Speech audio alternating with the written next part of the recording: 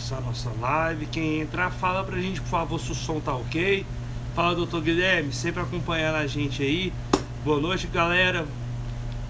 Pessoal, quem for entrando, vai falando pra mim se vocês assistiram a maratona que aconteceu semana passada, porque hoje a gente vai fazer uma revisão da primeira aula da maratona que aconteceu semana passada e vai tirar as dúvidas. Vieram muitas dúvidas. Da última vez que a gente fez a semana do gato obstruído, a gente conseguiu tirar todas as dúvidas em uma aula. Só que agora a quantidade de dúvidas que veio para mim foi muito grande, então eu resolvi fazer uma live só para a primeira aula, uma live para a segunda, uma live para a terceira. Só nessa primeira aula aqui eu tenho uma quantidade muito grande de dúvidas que foram enviadas pelos estudantes, veterinários. Algumas são as clássicas, né, as principais. Eu vou deixar aqui de lado, porque eu vou acompanhando aqui, que eu tô com os slides aqui pra gente acompanhar, fazer uma revisãozinha bacana da aula. E também eu tô com as dúvidas anotadas aqui no meu computador. A gente sempre começa um pouquinho mais cedo para o pessoal ir chegando, mas enquanto isso vamos já começar a fazer a nossa revisão, não vamos perder tempo, beleza? Vamos lá. A primeira aula nossa chamou o tratamento do gato obstruído, muito mais do que desobstruir. Nessa aula, pessoal, a gente falou muito sobre a principal erro dos veterinários, que é focar, quando pega um paciente obstruído, focar muito somente na desobstrução do paciente. A gente sabe que a desobstrução é importante, mas a gente tem um momento antes de desobstruir e um momento depois de desobstruir. O momento anterior é o momento da estabilização desse paciente, que se a gente não estabiliza esse paciente, a gente perde ele. E a gente tem um momento após a desobstrução. E esse momento pós-desobstrução, se a gente não manejar e tratar esse paciente corretamente, a probabilidade que a gente tem desse paciente sofrer recidivas frequentes é alta, e aí você vai ter que mandar paciente para penectomia, e você vai perder paciente às vezes, porque muitas vezes o proprietário vai optar por eutanasiar esse paciente, é o que a gente não quer, tá bom? Então a gente tem 3 etapas que são muito bem definidas, que primeiro é estabilizar o paciente, depois a gente desobstrui ele da maneira correta, e por fim a gente trata o animal na internação em casa, mas da maneira correta, sem ser uma receita de bolo. Pessoal, quando a gente fala de desobstrução, eu sempre brinco o seguinte, que eu falo bastante na aula: quando a gente não sabe, por exemplo, fazer uma biométrica ou uma cirurgia ortopédica, todo mundo não tem aquele veterinário, cirurgião da clínica que você passa aquelas cirurgias complexas, ou qualquer outra cirurgia que você não sabe fazer. Todo mundo tem esse tipo de veterinário. Eu, por exemplo, não gosto de cirurgias complexas, eu não faço, por exemplo, cirurgia ortopédica, mas eu tenho ortopedistas meu na clínica. Só que aí os veterinários não consideram a desobstrução como um procedimento cirúrgico. Aí chega lá, o cara tá com medo, ele não sabe fazer, ele não tem segurança para fazer, e ele acaba fazendo. Mas isso, da mesma maneira que qualquer outro procedimento cirúrgico, você tem que passar para alguém que sabe. Se você não sabe fazer, eu tenho certeza que alguém dentro da sua equipe vai conseguir fazer. E se você não sabe, e aquela pessoa que sabe não está ali naquele momento, você não precisa correr e desobstruir aquele paciente naquele momento, naquela hora. A gente tem que acalmar, e que a gente pode estabilizar esse paciente e fazer, por exemplo, atender no plantão 10 horas da noite. Você pode fazer no outro dia? Pode, se você estabilizar esse paciente. Por exemplo, faz uma cistocentese nele, que a gente vai falar um pouquinho mais para frente, que a cistocentese, fazer ou não fazer cistocentese em paciente obstruído, foi uma das maiores dúvidas que chegou para mim, tá? Eu coloquei aqui, foi a segunda dúvida que mais apareceu. A principal dúvida que mais teve foi: qual que é o tipo de soro que eu posso usar, Ringer com lactato ou fisiológico? Essa foi a dúvida que mais perguntaram, né? A gente teve aí 3.000 veterinários e estudantes que assistiram, e a segunda dúvida que mais apareceu foi essa: posso ou não posso fazer cistocentese? Então você pode estabilizar esse paciente tranquilamente. A gente brinca muito que existe A gente brinca, não existe, né, na literatura, 3 fases do processo obstrutivo, que são 3 fases muito bem definidas. A primeira fase, que a gente chama de fase 1, é quando aquele paciente acabou de obstruir, ele está iniciando as alterações físicas, ele está começando a iniciar as alterações metabólicas, não é um paciente que está instável. Esse paciente, se chegar para você nessa situação, é aquele paciente que você pode anestesiar ele de qualquer maneira, que dificilmente esse paciente vai ter problema. Cassiano, guarda essa pergunta, quando eu vou falar de cistocentese, você vai me perguntar isso aí de novo. Essa é uma pergunta top. Dificilmente você vai perder esse paciente sem chegar para você na fase 1. Você pode anestesiar ele de qualquer jeito, que dificilmente você perde ele, certo? Só que tem a fase 2, já tem alterações físicas mais marcantes. Esse paciente às vezes já começa a ficar bradicárdico, está desidratado, às vezes chega hipotenso para você. Esse paciente, se você já levar a tratar ele de qualquer maneira e levar ele para a mesa de desobstrução, anestesiando ele de qualquer jeito, você tem grande chance de perder esse paciente, certo? Você já tem que dar uma atenção especial para esse seu paciente. Agora, o paciente na fase 3, ele é o pior de todos. Esse é aquele paciente que ele já chega para você muito instável, bradicárdico, em acidose metabólica. É aquele paciente que às vezes você tentando estabilizar aquele paciente, você acaba perdendo ele. É aquele paciente que muitas vezes você faz tudo certo com ele e mesmo assim esse paciente morre, porque ele já chega para você numa descompensação metabólica, num quadro muito instável. Então é difícil até você trabalhar em cima dele, tá bom? Qual que é o mais comum? Você pegar o quadro 1, quadro 3 ou quadro 2? Pessoal, o que mais chega pra gente é o 2, porque o 1, pessoal, não chega. A primeira vez que ele vê, o proprietário vê aquele animal tentando urinar, ele não costuma levar naquele momento, ele costuma levar quando esse paciente já está com uma dor grave, quando começa a acumular compostos tóxicos, esse paciente vomita. Quando esse paciente começa a vomitar, beleza, normalmente é quando o proprietário leva para você esse paciente. Só que também não é comum o proprietário deixar um paciente obstruído ficar tão mal para levar para você na clínica.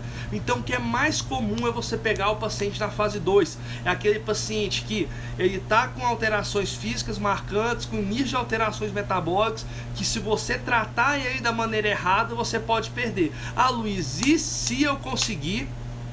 E se eu fizer anestesia de qualquer jeito e der certo, ele não morrer? Pessoal, isso é uma coisa que me perguntam muito. Ah, e se eu continuar, eu faço isso direto e nunca deu problema?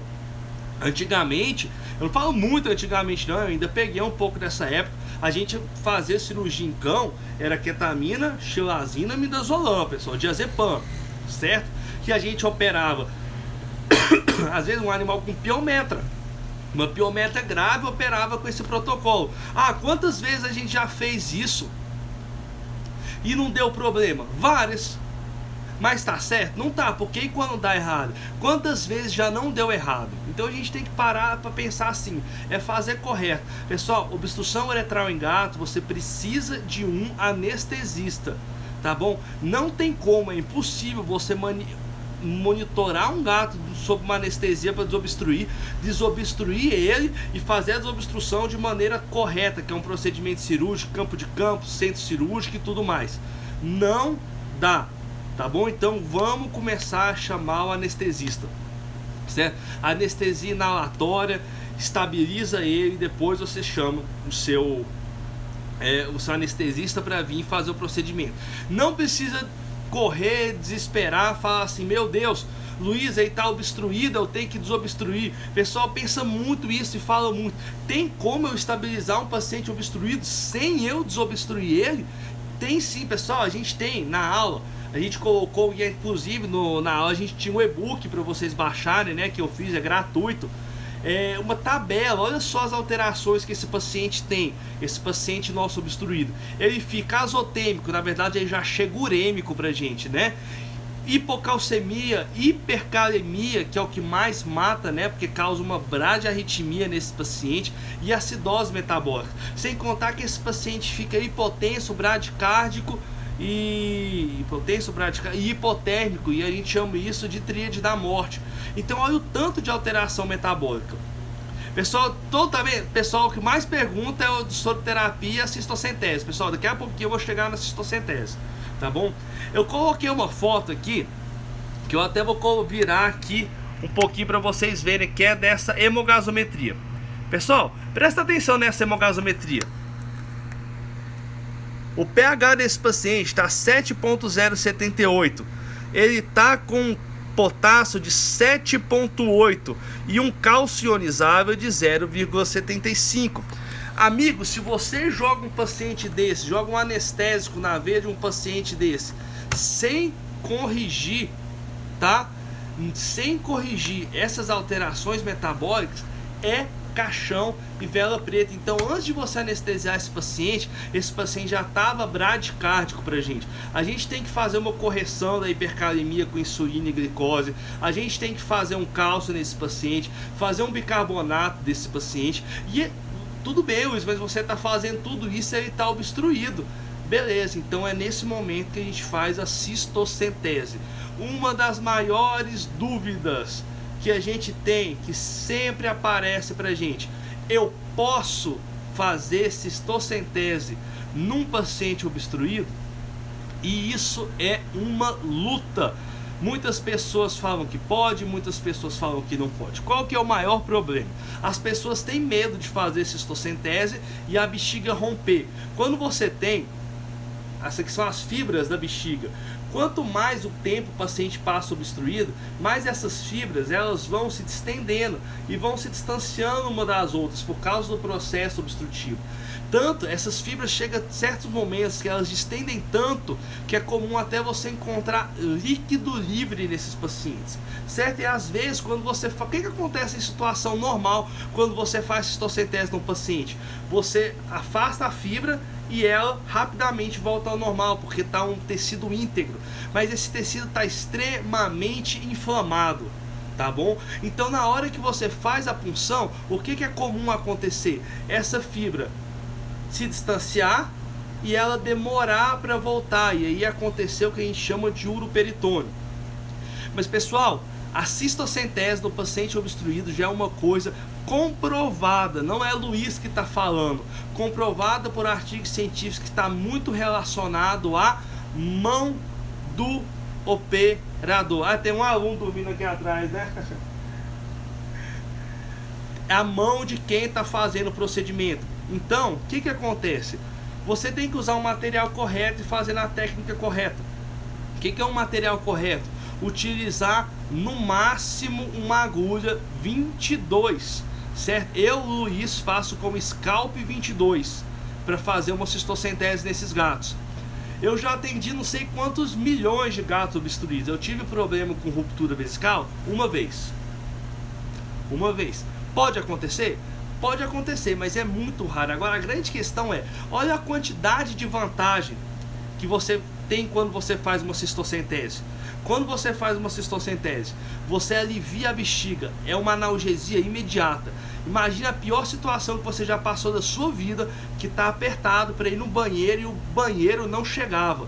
Imagina aquela sensação, lembra daquela sensação de alívio que você tem na hora que você urina. Agora imagine você chegar no banheiro, depois de um dia sem conseguir urinar, chega no banheiro e não consegue urinar. Então, na hora que você faz a cistocentese, é um alívio imediato para esse paciente. As fibras estão se distendendo e isso causa uma excitação de umas fibras que tem ali, chama fibras do tipo C, que causa uma dor muito grande. Pessoal, é considerado uma dor torturante a que o gato obstruído sente.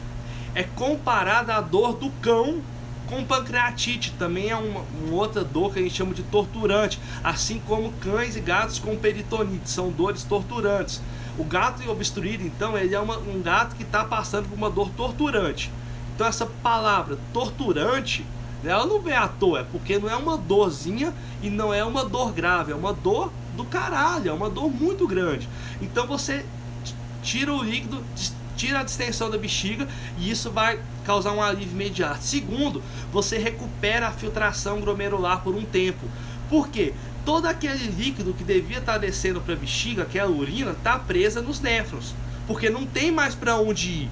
Na hora que você esvazia a sua bexiga, você está abrindo espaço para todo aquele líquido descer. E quando você tira o excesso de urina que está preso nos néfros e ele cai dentro da bexiga, momentaneamente o organismo volta a filtrar e elimina potássio, elimina IOH+, elimina fósforo, elimina ureia, elimina creatinina. Então você recupera momentaneamente a taxa de filtração glomerular.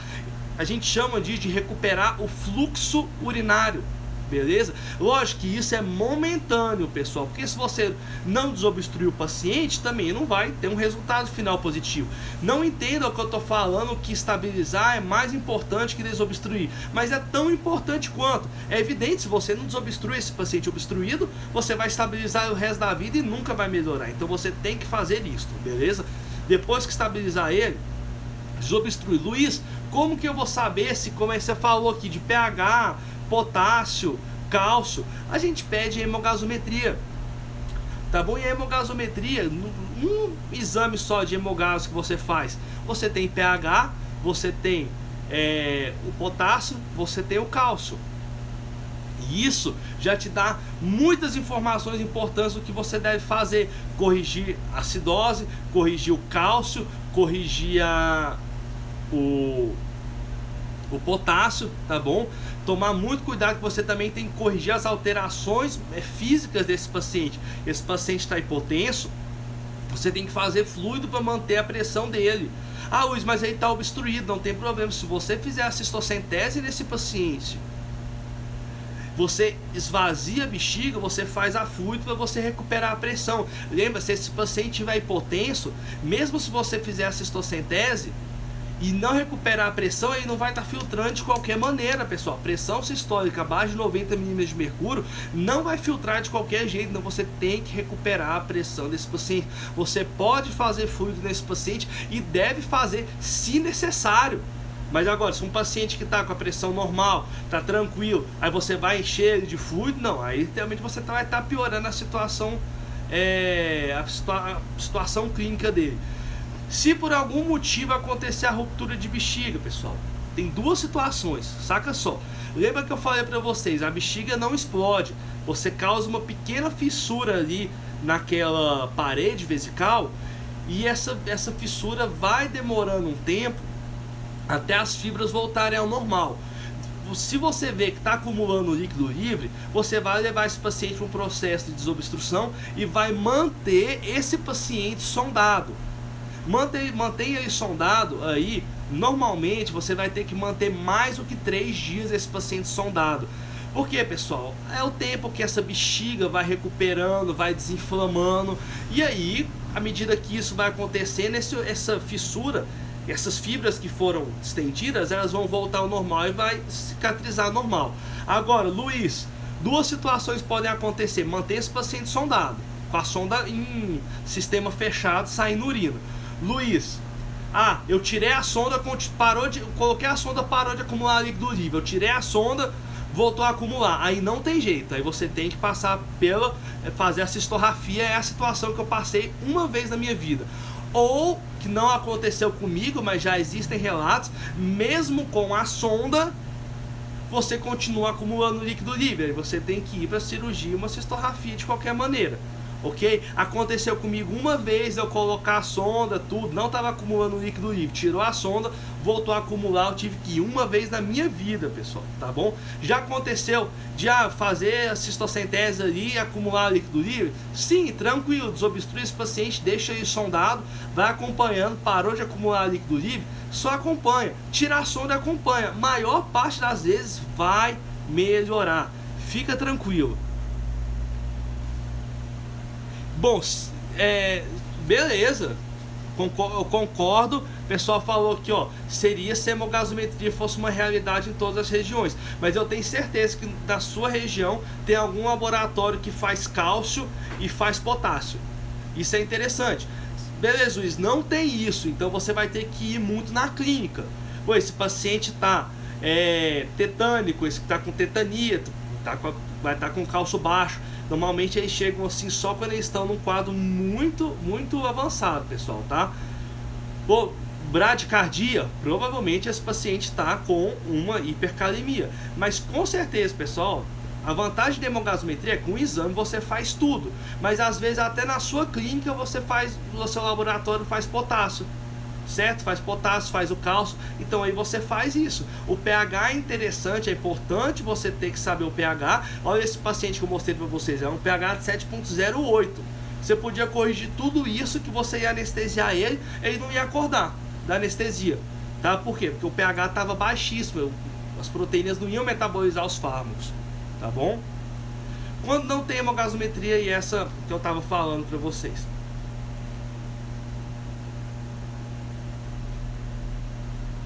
Esse acúmulo de líquido livre na cavidade abdominal causa peritonite? Pessoal, se cair urina na cavidade abdominal, é evidente que vai causar uma irritação do peritônio. Mas agora, para causar uma peritonite, essa urina tem que ficar ali muito tempo. Tá bom, pessoal? Fica tranquilo.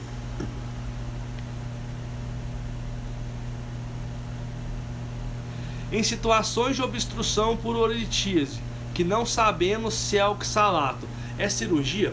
Pessoal, é o seguinte, a gente tem uma situação que é complicada.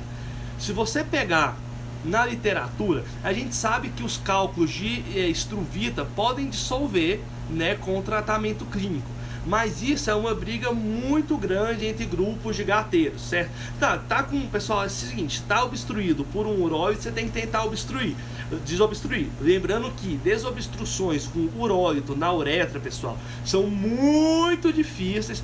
Você vai precisar de uma epidural, certeza, e tem chance às vezes de você não conseguir. É uma das situações que a gente muitas vezes vai para a penectomia direta. São as poucas situações que às vezes a gente tem que ir para a penectomia direta. Tá bom? Mas Luiz, beleza, eu consegui desobstruir, era um uróito, voltei ele para a bexiga. O que eu faço? Eu tento dissolver ele com tratamento clínico, ou eu não sei se é estruvita ou oxalato. O que eu faço? É um pouco complicado, pessoal, essa situação. Por quê? Tem um grupo de veterinários hoje, de gateiros, que fala que não se faz mais cirurgia para urólitos que você está suspeitando de estruvita, que aí você faz ultrassom, você faz o raio-x, né, para você ter as diferenciações, tem as características individuais de cada um. Você só tem certeza com a análise do cálculo, mas pela imagem você tem uma noção, até pelo pH da urina você vai ter uma noção boa. Agora, eu sou do outro grupo de gateiros. Eu acho que isso é muito interessante em fêmeas, em macho, pessoal. Eu não arrisco em hipótese nenhuma, porque só quem já teve que partir para uma penectomia direto, porque já tentou de tudo e não conseguiu desobstruir um gato que estava com um urólito instalado no uretra, sabe a dificuldade que é. Aí você vai, desobstrui esse paciente, consegue, joga esse urólito de novo para a bexiga. O que você vai fazer se você não fazer a cistotomia e remover esse uróito? Você está arriscando esse uróito descer e obstruir ele de novo. Se você tem um macho que tem um urólito, a qualquer momento esse urólito pode descer. Às vezes ele é grande, ele não tem tamanho suficiente para desobstruir, para descer e obstruir um canal. Só que aí você vai dissolvendo ele. Aí vai dissolvendo, vai diminuindo. Aí nessa brincadeira toda ele desce pro canal e obstrui. Aí você tem uma dor de cabeça do caramba. Por isso, não tô falando que eu tô certo, nem que os outros grupos de colegas estão errados, tá bom? Isso não existe um consenso do que é certo fazer. Eu acho tentativa de dissolução de urólito, de estruvita, por manejo dietético e aumento de ingestão de água, sensacional para fêmeas. Você evita uma cirurgia que é desnecessária, mas para macho, eu, Luiz, não arrisco em hipótese nenhuma, tá bom? Aí, pessoal, mas se você falar assim, Luiz, eu não concordo com você, também não tá errado, tá bom? Porque a gente não existe uma literatura, não existe um guideline, não existe um consenso sobre isso, tá bom? Vamos ver as outras dúvidas aqui da galera. Se tiver que fazer uma cistorrafia, tem que fazer uma lavagem na cavidade, é bacana, pessoal. Sempre que tiver essa situação de cair urina na cavidade, é bacana você fazer isso, tá bom? E quando não é possível desobstruir e passar a sonda, qual o intervalo que eu posso fazer a cistocentese? Pessoal, existe um estudo, tá? Tem um estudo, só que é um estudo questionável, que ele diz que você pode fazer cistocentese até 3 vezes por dia em um paciente sem risco. Sem risco. Só que ele é um estudo que ele é muito questionado por outros fatores, que é um estudo que o pessoal desobstruiu gatos sem a prática de desobstruir, só com medicações. E é muito questionado esse estudo porque ele nunca conseguiu ser reproduzido, entendeu? Então assim, é a única literatura que a gente tem assim que bate o martelo, que fala que você pode fazer. Eu faço a cistocentese uma única vez, porque nunca para mim foi necessário ter que fazer a cistocentese mais de uma vez. Uma única vez na minha vida eu demorei mais de um dia para desobstruir um paciente porque ele estava muito mal. Normalmente você faz a cistocentese, faz hemogasimetria ou manda para o bioquímico as coisas. Daqui umas 6 horas já é o tempo que você conseguiu estabilizar esse paciente e desobstruir ele. Uma única vez, pessoal, teve um paciente que estava muito mal, eu repeti a hemogasimetria depois, parecia que eu tinha feito um monte de água. Tá? A gente fez cálcio, fez insulina com glicose, só o potássio que baixou. Mas o bicho ainda estava extremamente acidótico. Eu fiz o cálcio e continuava lá no chão o cálcio. Esse paciente eu não desobstruí ele. Eu esperei, fiz o tratamento de novo e repeti a hemogasimetria de novo. Só que esse foi um paciente que eu precisei fazer a cistocentese uma vez só. Tá bom? Foi um dia de tarde, eu desobstruí ele no dia seguinte de novo. Tá bom? Qual o tipo de sonda você mais recomenda? Aí depende de se você quer sonda de espera para lavar a bexiga ou se você quer sonda para desobstruir. Tá bom? Que são, para você desobstruir, você precisa daquelas sondas que chamam open-end, que a gente usa muito catéter endovenoso para desobstruir, né? Eu gosto de usar um catéter que chama Minnesota, é um catéter de desobstruir inox. Ele só serve para desobstruir, tá bom? Você não pode avançar ali na bexiga, que ele é extremamente rígido, ele pode causar lesão uretral e lesão vesical também. Então você usa ele para desobstruir. Desobstruiu, tirou. Aí você vai com o seu catéter de espera. Aí as melhores sondas que a gente tem são as de poliuretano e polietileno. Tá bom? São sondas um pouco mais caras, mas são as melhores sondas que a gente tem, serem flexíveis, pouco incômodo para o gato, tá bom? São as melhores sondas que a gente tem. Para você usar uma sonda de lavar a bexiga, você obrigatoriamente precisa de uma sonda de janela lateral, que são aquelas sondas que tem duas janelinhas do lado. A mesma janelinha daquela sonda que a gente usa para coletar urina em cão, tem que ter aquelas duas janelinhas do lado, tá bom? Toma cuidado com isso. No caso de repetir a cistocentese, você faz um de cada lado ou ventral. Nossa, isso é muito interessante. Pessoal, existe um estudo de embasamento do tipo 4. O que é esse estudo? Não existe nenhum estudo duplo cego que pegaram 100 animais, fizeram uma coisa, 100 animais fizeram outra e compararam o resultado. Mas muitos veterinários garteiros já têm a prática de fazer a cistocentese pelo flanco, acreditando pela experiência individual desses veterinários que você tem menos extravasamento de urina. Eu sou um desses veterinários, tá bom? Por que eu comecei a fazer isso? Porque quando começou essa onda de fazer a cistocentese pelo flanco, eu comecei a fazer nesses meus pacientes obstruídos cistocentese ventral e pelo flanco. E eu olhava, eu tinha vantagem que eu tenho ultrassom lá na clínica. O que eu fazia? Acompanhava com ultrassom, certo? Pessoal, fazer cistocentese em gato obstruído sempre vai ter vai ter um acúmulo de líquido em volta da bexiga, sempre vai ter. E eu começava a acompanhar, e eu comecei a perceber que os pacientes que eu fazia cistocentese pelo flanco, eu tinha menos acúmulo de líquido, tá bom? Eu tinha pouco acúmulo, às vezes nem tinha acúmulo de líquido, e quando eu fazia ventral, tinha. Mas são poucos N's que eu tenho, são poucos casos, não é nada que dê para divulgar um trabalho sobre isso. É uma coisa interessante, talvez alguém ainda faça um trabalho disso um dia, só que é um estudo de embasamento tipo 4. Eu faço, tenho uma experiência boa, é igual interferon, pessoal. Interferon, a gente tem estudo duplo cego falando que não funciona para FIV e FeLV, e a gente tem gente usando ainda, gente referência no país que continua usando, estudo de embasamento científico do tipo 4. Eles percebem que tem uma melhora. Então, esse é o estudo tipo 4 que a gente fala. É a percepção e a experiência individual das pessoas que trabalham com aquilo. Beleza? Então, outra coisa que a gente fala bastante na aula é sobre recidiva. Que não adianta a gente fazer o que? Não adianta você fazer tudo isso, estabilizou, desobstruiu e depois a gente foi e colocou lá na internação de qualquer maneira. Eu quero colocar aqui uma fotinha para vocês, que é super interessante, que eu vou virar aqui pro computador. Percebe essa baia, pessoal?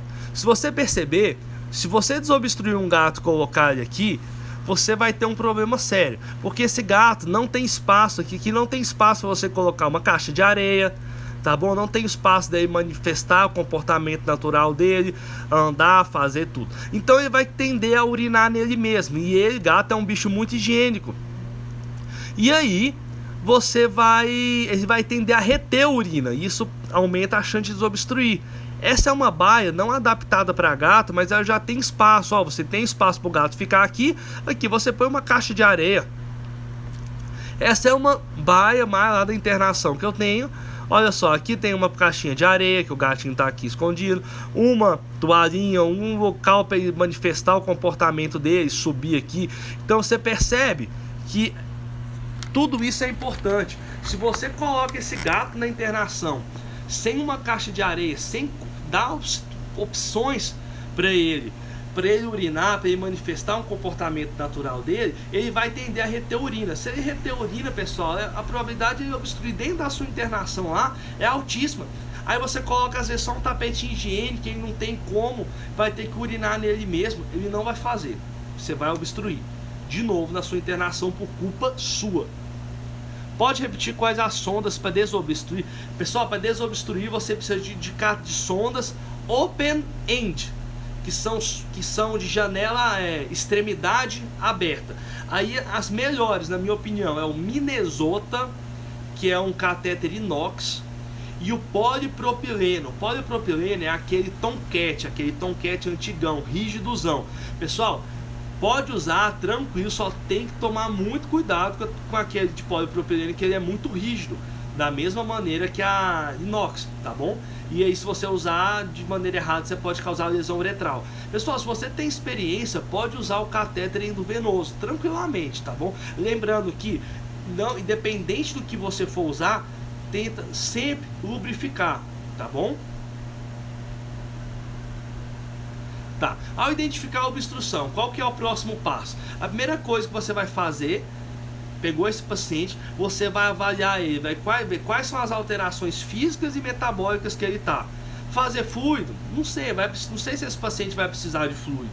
Fazer cistocentese, maior parte das vezes eu faço, tá bom? Aí ver quais são as alterações metabólicas que esse paciente está. Ele está bradicárdico? Ele não está bradicárdico, ele está em potência. Então não existe uma receita de bolo. Eu acho que é o seguinte, pessoal que não baixou meu e-book, me manda um oi no Instagram, que eu vou mandar o e-book para vocês, tá bom? Porque no e-book eu resumo bastante isso. A Isabela falou que fiz minha inscrição no curso, já estou assistindo as aulas, estou amando. Só aproveitar esse momento só para falar que as inscrições da terceira turma do programa de Medicina Felina Online estão abertas. A gente começou hoje cedo as matrículas, tá? 1/3 das vagas a gente já esgotou. Vai até segunda que vem a inscrição, mas não sei se vai chegar até lá, porque só hoje já foi 1/3 das vagas. Então se você tem interesse em participar desse curso, entre em contato comigo, lá na bio tem um link que você vai para a página que fala tudo sobre o curso, tá bom? É um curso muito bacana, e o pessoal que faz o curso, né, são 36 horas de aula, né, sobre do programa Medicina Felina Online, e quem faz o curso ganha de bônus um curso só sobre obstrução uretral, né? Ganha certificado, tudo. Então se você tem interesse, entre em contato comigo, tá bom? Beijo, Isabela. Nos próximos 6 meses a gente tá junto aí aprendendo muito. Qual a sua opinião sobre fixar a sonda? Toda vez que for um paciente que tem um grande risco de ter uma reobstrução frequente, o que é um paciente que tem um risco de ter uma reobstrução frequente? Vou mostrar para vocês. Olha só esse paciente aqui. Desobstruí ele, fiz ultrassom, um urólito. Ou então fiz um ultrassom no bicho. Olha só isso aqui. Isso aqui é o que estava causando uma obstrução nesse paciente. Você acha que eu pegar um paciente desse, desobstruir ele e não fazer uma cistotomia e remover esses coágulos, vai adiantar? Jamais vai adiantar. Então você deixa o animal com a sonda fixada quando? Quando você teve uma desobstrução muito difícil, daquelas que até a ponta do pênis ficou muito machucada, é uma opção. Tá bom? Deixa eu colocar a Fran aqui na parada. Quando você sabe que você tem alguma coisa, tipo um coágulo grande na bexiga, você tem uma quantidade exacerbadíssima de sedimento, quando você tem um urólito, você sabe o que está acontecendo ali, tem um grande risco de ter uma reobstrução frequente, imediata. Ou então, pessoal, quando é uma situação que você vai lavar a bexiga do paciente, tá assim lotado de debris celular, coágulo, essas coisas, que também é uma situação que você tem risco de ter uma obstrução, uma reobstrução imediata. Se você desobstruir um paciente, não tem muito coágulo, não tem debris celular, aquela urina que quase não tem sangue, lava a bexiga o máximo que você puder e tirar a sonda, porque quanto mais tempo você deixar essa sonda também, pessoal, maior é o risco de infecção do trato urinário. Só que para você tirar essa sonda, você tem que estar certeza que você vai fazer um manejo muito bem feito dentro da sua internação. Se você pega, tirar a sonda e colocar aquele paciente naquela baia pequenininha com tapete higiênico que você não tem espaço para caixa de areia, etc., aí você está dando um tiro no pé. Aí realmente talvez para você seja melhor deixar esse paciente sondado até desinflamar a bexiga. Tá bom? Então tem que tomar muito com isso. E outra coisa, a gente tem uma parte que eu acho que é o maior erro do pessoal: tratamento em casa. O que eu mais vejo por aí é: Luiz, eu passei o tratamento todo para casa. Por quanto tempo deixar a sonda, pessoal? Tenta deixar por no máximo 3 dias. Tenta não deixar por mais de 3 dias. Porque a partir de 3 dias, a partir do 3º dia, a probabilidade de você desenvolver infecção urinária já é muito alta. Tá bom? Então tenta deixar no máximo 1 ou 2 dias. Se for deixar, tenta deixar no máximo 24 horas. Porque você vai ver que 24 horas depois a quantidade de sangue, debris celular, coágulo já vai diminuir consideravelmente. Se você não tiver um coágulo gigantesco daquele igual eu mostrei a foto para vocês, já vai diminuir consideravelmente em 48 horas. Beleza? Não se utiliza antibiótico quando você fixa a sonda. Você usa antibiótico somente se você tem certeza, você confirmou que esse paciente tem uma infecção urinária. Tá bom, pessoal? Usar antibiótico preventivo para evitar que você tenha uma infecção ascendente por causa de sonda já é provado cientificamente que não tem resultado. Você manter antibiótico aqui para evitar que ele tenha uma infecção por causa da sonda que você está usando por um longo período de tempo, não tem resultado. Professor, poderia nos passar a dosagem de tranquilizantes antes de desobstrução? Fico preocupado porque eles já chegam hipotérmicos. Então, aí eu gosto demais do butorfanol. Por quê, pessoal? O butorfanol é uma medicação que tem uma analgesia visceral sensacional, tá bom? É muito bom e ele não descompensa o cardiovascular, né? Então assim, o butorfanol, na minha opinião, para gato obstruído é a melhor situação. Muitas pessoas reclamam assim, eu já vou falar para vocês falarem pro dono da clínica de que vocês trabalham, se vocês não forem donos. Butorfanol é caro, a gente usa um frasco de butorfanol, pessoal, ele deve estar custando hoje, com dólar, uns 300 reais. Mas eu vou falar pra vocês, eu comprei o meu frasco há 2 anos atrás, eu uso pra caramba e vai vencer. Lógico, tem um restinho dele. Eu uso pra gato dispineico, gato com desconforto respiratório, gato obstruído, tudo. E eu uso, quase não uso. E eu quase não perdi. Vai vencer agora em abril e tem assim só um tantinho, eu vou perder a mixaria dele, entendeu? E ele já se pagou 1000 vezes, tá? Porque a gente, o butorfanol, como ele é mais caro, a gente cobra a parte lá na clínica. Ele se pagou 10 vezes, pessoal. Então assim, não tem problema, mostra eu falando isso pro dono da clínica de vocês e começa a usar.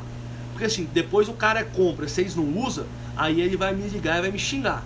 Então vocês usam. O que mais se pode usar, pessoal? Metadona numa dose baixa é muito bom para você usar nessa situação. É um analgésico extremamente potente, porque eu lembro que a dor desse paciente está muito grande, então você tem que usar um analgésico forte, evitar usar morfina nesse paciente, porque a pressão intraabdominal dele está muito grande. Se você estimular uma emese, um vômito nesse paciente, você vai aumentar a pressão intraabdominal e piora. Então não usa morfina, usa metadona, tá bom? Tramadol é bom? Tramadol até vai aliviar, mas eu acho que não é o suficiente. Mas se você fizer um tramadol e uma cistocentese, já é uma coisa, já é bacana, tá bom? Aplicação de corticoide para diminuir o edema peniano. Qual que é a sua opinião?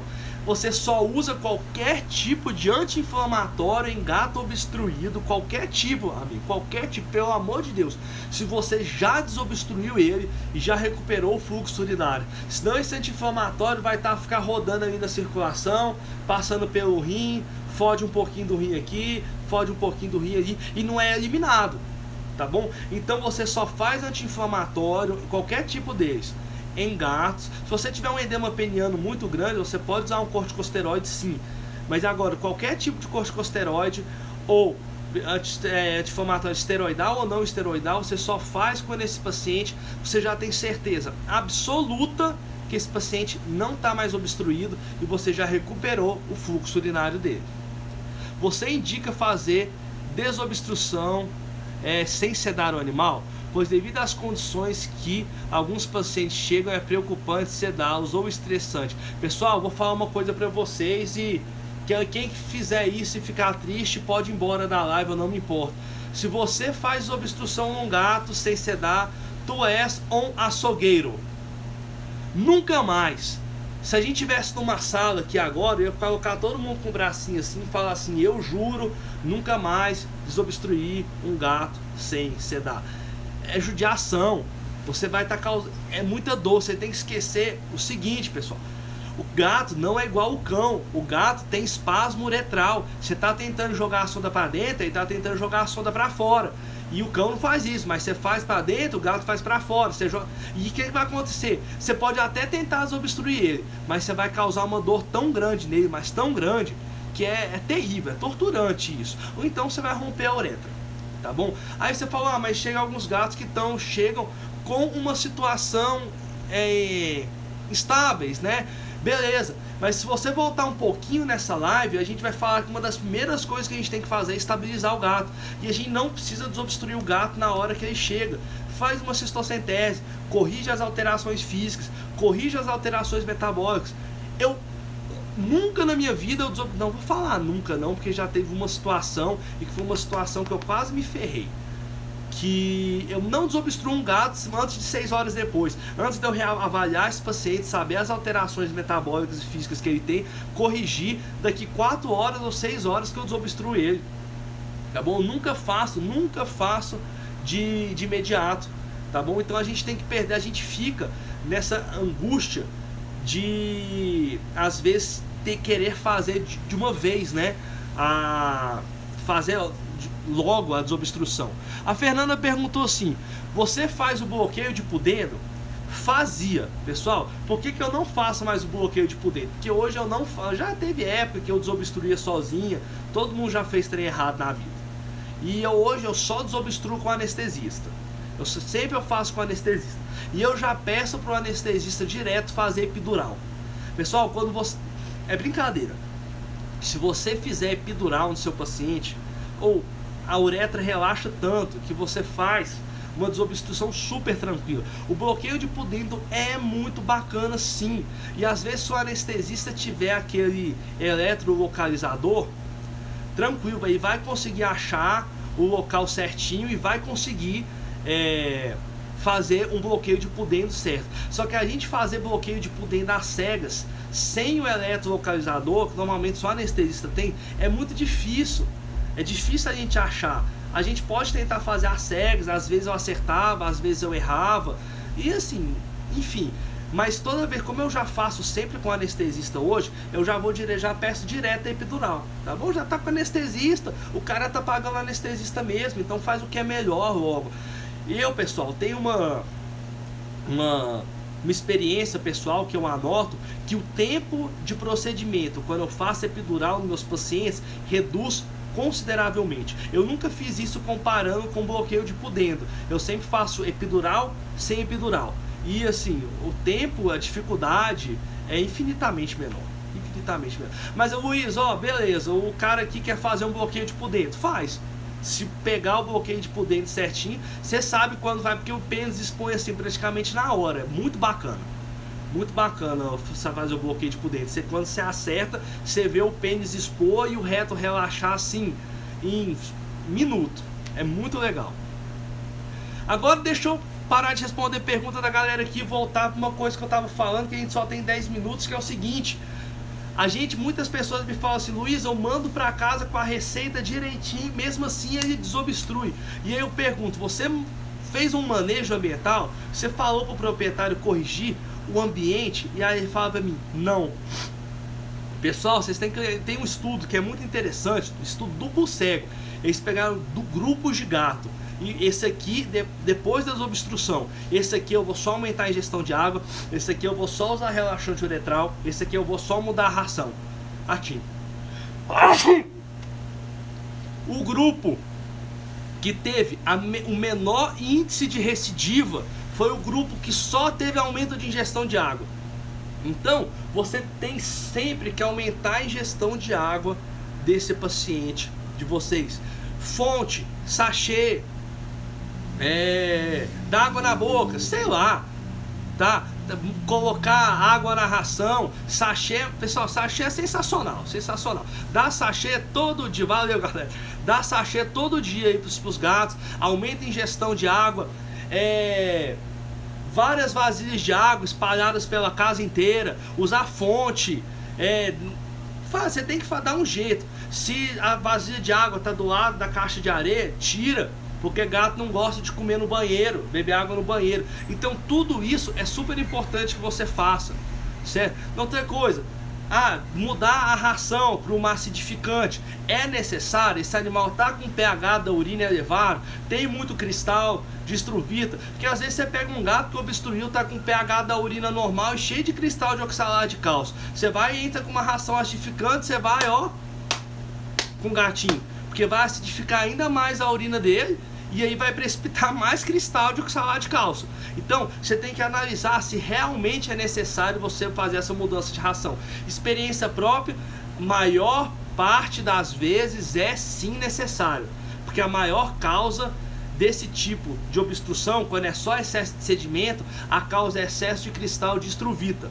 Tá bom? Mas nem sempre, isso não é uma regra, então analisa a urinálise desse paciente com muita cautela, tá bom? Então, manejo ambiental, fazer isso, vamos supor, a casa de um paciente tem uma vasilha de água grande e 50 gatos, e um gato é dominante, quando ele vai beber água, não deixa ninguém beber água, o outro que está obstruído vai beber pouca água, o que vai acontecer? Vai diminuir a ingestão de água e vai obstruir de novo. Então são várias coisas que a gente tem que fazer. Fazer o manejo desse paciente é super importante, tá bom? Então, lógico que as medicações são importantes, é importante. Se precisar de antibiótico, faz antibiótico, relaxante uretral, é bacana, analgésico para esse paciente em casa é indispensável. Mas agora, se você fizer isso tudo e não fizer um manejo ambiental correto, às vezes seu tratamento vai por água abaixo, tá bom? Tudo isso é importante, então eu quero que vocês pensem bastante nisso. Essa live foi para dar uma revisada na nossa primeira aula da maratona de semana passada. Na quarta, a gente vai ter a live que a gente vai falar sobre a segunda aula, que foi do tratamento da lipidose hepática, onde estamos errando. A gente vai fazer uma revisão breve, a gente não vai falar tudo de lipidose hepática, beleza? A gente vai fazer uma revisão sobre a live e, pessoal, a gente vai fazer tirar as dúvidas. Muitas vezes pessoas perguntam, uma última coisa antes de acabar, que eu falei que foi a dúvida que mais me perguntaram: eu posso usar a solução Ringer com lactato no paciente obstruído ou uso fisiológico? Saca só, já tem muitos estudos que provaram que, pessoal, olha só, a quantidade de potássio que tem no Ringer com lactato, no Ringer em geral, não é o suficiente para piorar uma hipercalemia de um paciente, mesmo com potássio alto, certo? Então você pode usar a solução Ringer com lactato nesse paciente sim. E além disso, o lactato de sódio que tem ajuda a melhorar a sua acidose. Por outro lado, Eu posso usar a solução fisiológica? Posso, só que o excesso de cloro que você tem nessa solução pode piorar a sua acidemia. Então, qual que eu uso? Você pode usar as duas. Pessoal, eu falei bobeira. Você pode usar a solução fisiológica? Pode, mas embora o cloro seja uma substância acidificante, a quantidade de cloro que tem ali não piora a acidemia do paciente. Então você tem a ringa com lactato que tem potássio, mas não piora a hipercalemia. A sua fisiológica que tem cloro, mas não piora a acidemia. Então você pode usar qualquer uma das duas nesse seu paciente. Só que no Ringer com lactato você tem o lactato de sódio. Então você vai melhorando a acidemia desse paciente. Dificilmente um paciente obstruído você vai precisar usar bicarbonato. Só se a acidemia dele for abaixo de 7.0. Sabe? Se tiver 7.1, quer dizer, 7.0 alguma coisa. Só nessa situação você tem que corrigir a acidemia, a acidose, muito rápido e usar bicarbonato. Mas pacientes obstruídos só chegam com uma acidose muito grave quando eles já estão na reta final, já no grau 3. A maior parte das vezes, hidratando esse paciente, usando uma solução Ringer com lactato, você vai sim conseguir restabelecer o pH desse paciente. Então, eram essas as dúvidas, é isso que a gente ia falar hoje. Quarta, que a gente vai falar de lipidose hepática e tirar as dúvidas. Na sexta, a gente vai falar sobre PIF e tirar as dúvidas das aulas de PIF. Então, marca aí, essa semana a gente tem 3 lives. Essa vai ficar 24 horas, depois que sair eu vou subir ela para o YouTube.